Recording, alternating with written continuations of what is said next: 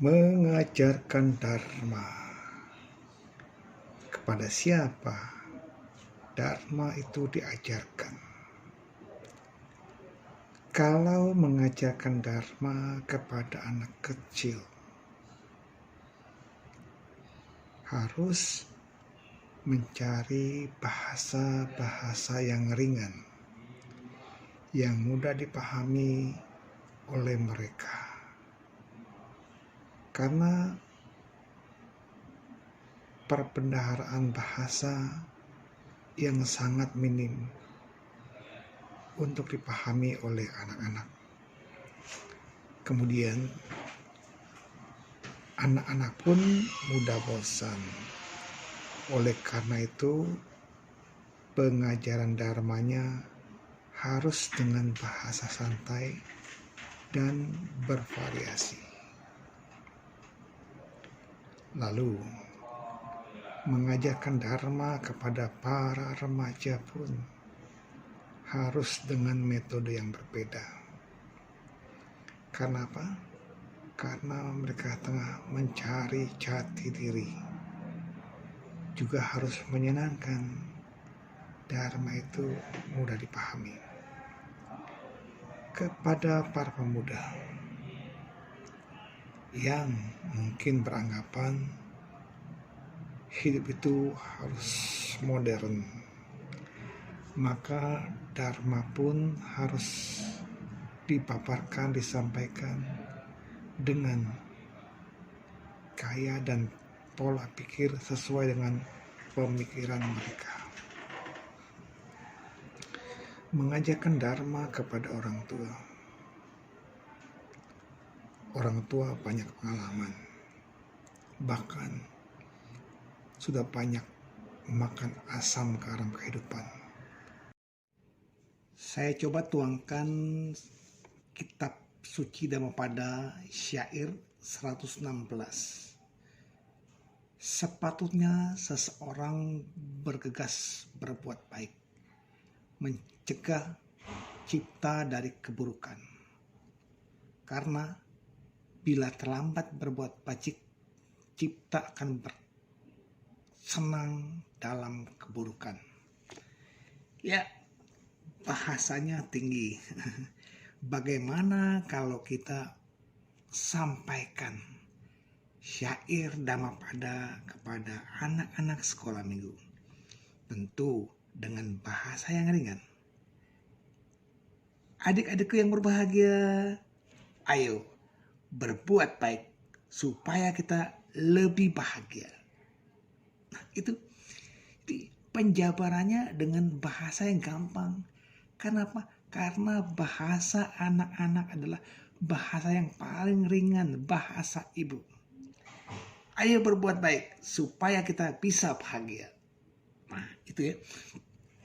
Demikian juga anak-anak kita ajak bermain dengan lagu-lagu.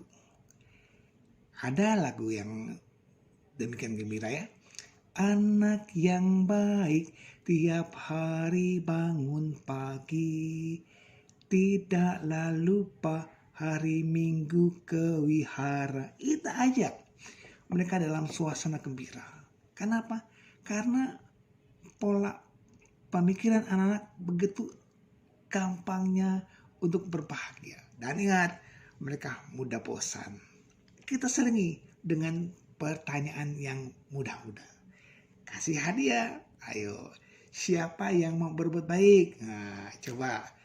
Siapa kalian yang bisa bernyanyi lagu anak yang baik? Maju ke depan. Nah, kita ajak, tantang mereka untuk tampil. Ayo, siapa yang bisa memanjatkan parta nama Karapata? Ajak mereka bermain gembira dalam bahasa-bahasa dharma. Keceriaan inilah yang kita gali agar mereka pun senang belajar dharma. Tentu berbeda ketika kita menyampaikan materi yang sama kepada anak-anak remaja.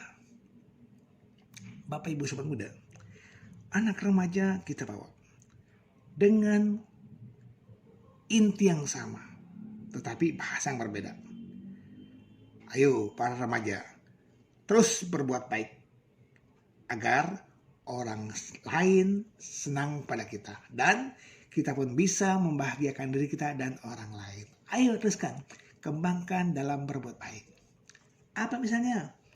Kita bisa menjalankan Pancasila Buddhis dalam kehidupan sehari-hari. Kita bisa menjalankan dana. Di mana berdana?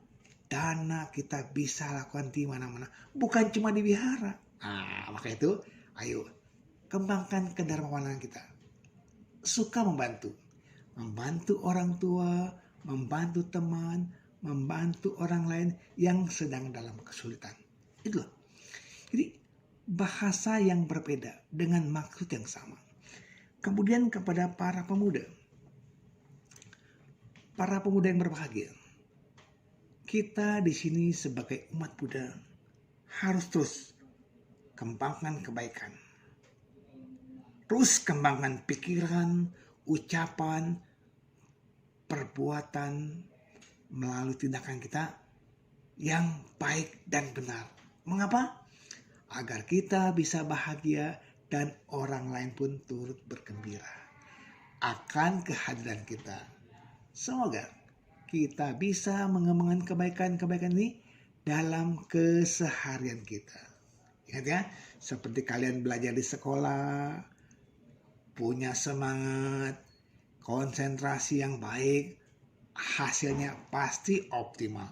Yang pasti orang tua pun akan gembira, akan bahagia melihat kalian berprestasi. Itu. Kemudian kepada orang tua yang aktif di majelis sudah sekian tahun, sudah banyak makan asam garam. Nah, Bapak Ibu, sekarang kita sudah bisa lihat manfaat dari berbuat baik. Bapak Ibu hidup sehat, bahagia, betul?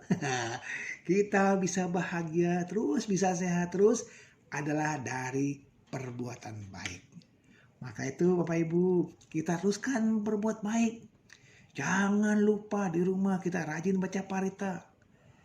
Kita jalankan sila secara teratur. Dan mau menyisihkan dana demi kebahagiaan kita dan makhluk lain. Dengan menjalankan dana kita melatih untuk melepaskan keserakahan.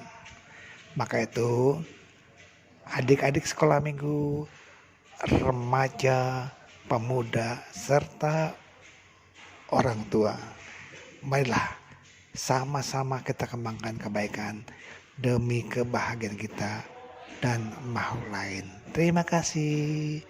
Salam sehat, Namo Buddhaya.